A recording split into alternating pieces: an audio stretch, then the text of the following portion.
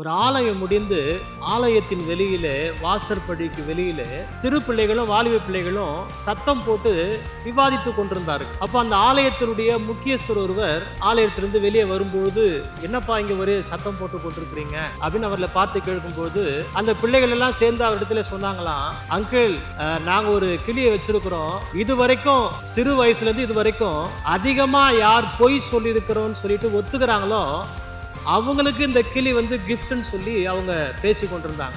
இந்த ஆலயத்துடைய முக்கியஸ்தர் உடனே சொன்னாரு, பொய்யா, அட பாவமே, சிறு வயதுல இருந்து நான் இது வரைக்கும் ஒரு பொய் கூட சொல்லல அப்படின்னு சொல்லி சொன்னாராம். உடனே அவர்கள் எல்லாரும் பரிதாபமா ஒருத்தரை பார்த்து அந்த கிளிய அவருக்கு பரிசா கொடுத்துட்டு அவங்க போயிட்டாங்க. பிரியமானவர்களே, இந்த சம்பவத்துல இருந்து என்ன பார்க்கிறோம்னா, யார் அதிகமா பொய் சொன்னு சொல்லி ஒத்துக்கிறாங்களோ அவங்களுக்கு இந்த கிளி. இவரு தன்னையே அறியாம நான் ஒரு பொய் கூட சொல்லணும்னு சொல்லிட்டு சொன்னதுனால அவர் தான் பொய் சொன்னதா சொல்லி அந்த கிளி அவர்கிட்ட கொடுத்துட்டு போயிட்டாங்க.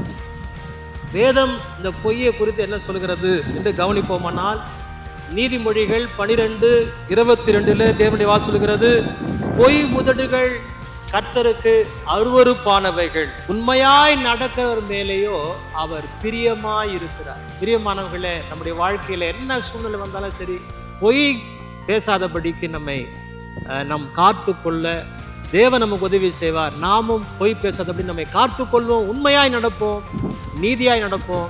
கர்த்தர் நம்மை ஆசீர்வதிப்பார், உயர்த்துவார். God bless you. கர்த்தர் உங்களை ஆசீர்வதிப்பார்.